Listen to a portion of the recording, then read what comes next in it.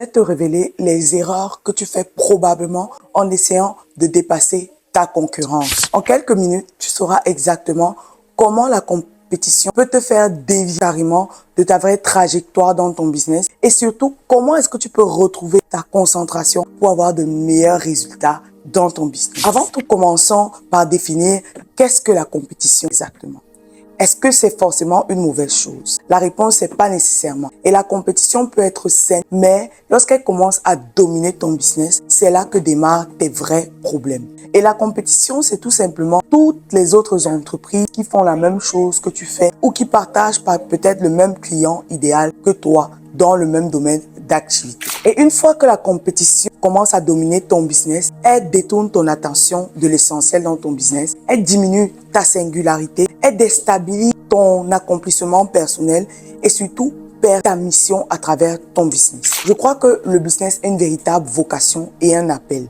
Et quand on est détourné de cet appel qu'on a en tant qu'entrepreneur, ça peut avoir des conséquences super graves. Mais ne t'inquiète pas, parce que à la fin de cette vidéo, je vais te montrer une méthode en 6 étapes pour complètement arrêter d'être dominé par ta compétition et te concentrer sur ce qui est vraiment important, entre guillemets, ton propre business. Alors, quels sont les signes qui montrent que tu te compares à tes compétiteurs et que peut-être ta compétition domine sur toi? Voici quelques signes qui montrent que ta compétition devient un véritable problème pour ton business. Numéro 1, tu passes trop de temps, parfois toute ta journée sur les réseaux sociaux à analyser leur contenu. Si tu passes plus de temps sur les pages de tes concurrents que sur ta propre page, c'est un signe évident que ta compétition domine sur toi. Numéro 2, tu modifies constamment ta stratégie de vente et marketing par rapport à ce que tu as vu chez eux. Chaque nouveau de tes concurrents te pousse à agir ou à ajuster une de tes stratégies sans que tu n'aies pris le temps de bien mûrir et réfléchir là-dessus. Numéro 3,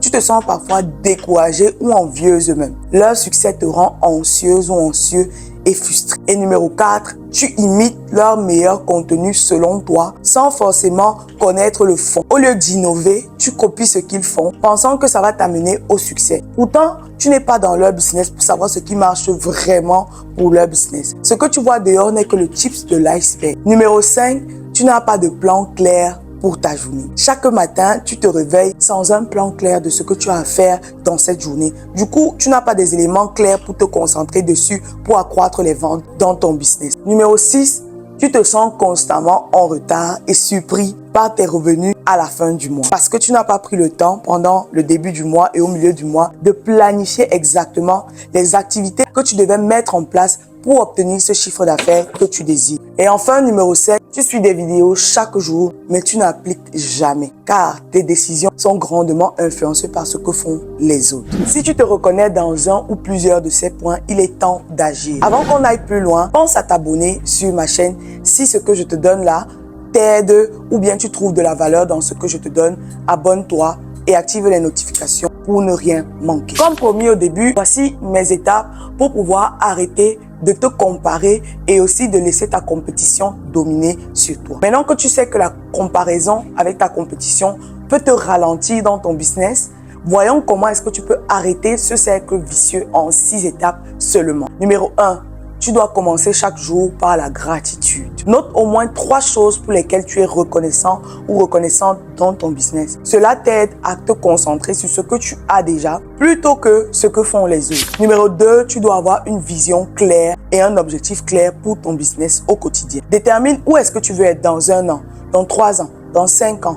Ne base pas ta vision sur les autres, mais sur ce que toi-même tu veux accomplir d'après le battement de ton cœur. Numéro 3, note tes forces et tes faiblesses. Concentre-toi sur amplifier tes forces et oublie un peu tes faiblesses. Tu délègueras tes faiblesses à des personnes qui ont plus de force dans ces domaines-là. Numéro 4, trouve des personnes qui t'inspirent. Entoure-toi de mentors ou de modèles qui te permettent, qui t'inspirent à devenir meilleur.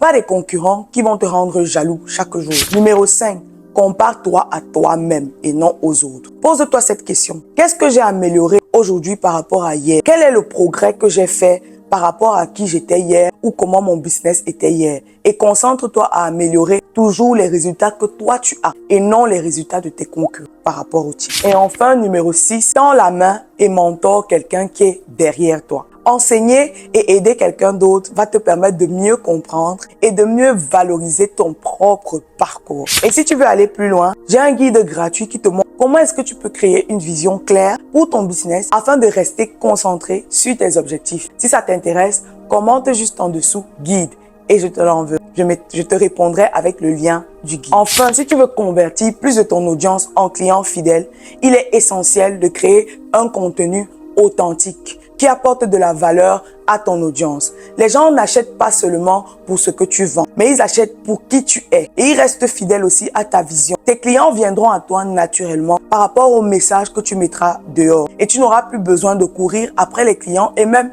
de te comparer ou te laisser dominer par tes concurrents. En te concentrant sur ton parcours et en mettant de côté la comparaison, tu vas créer un environnement où tes clients te font confiance, reviennent à toi et te font confiance parce que tu es unique. Parce qu'à la fin de la journée, Dieu t'a créé pour être une créature unique. Tu ne ressembles à aucune autre créature. Pourquoi tu vas te mettre dans la prison de la comparaison alors que Dieu t'a créé unique? Tu vas pas être la copie de quelqu'un d'autre alors que tu es créé unique.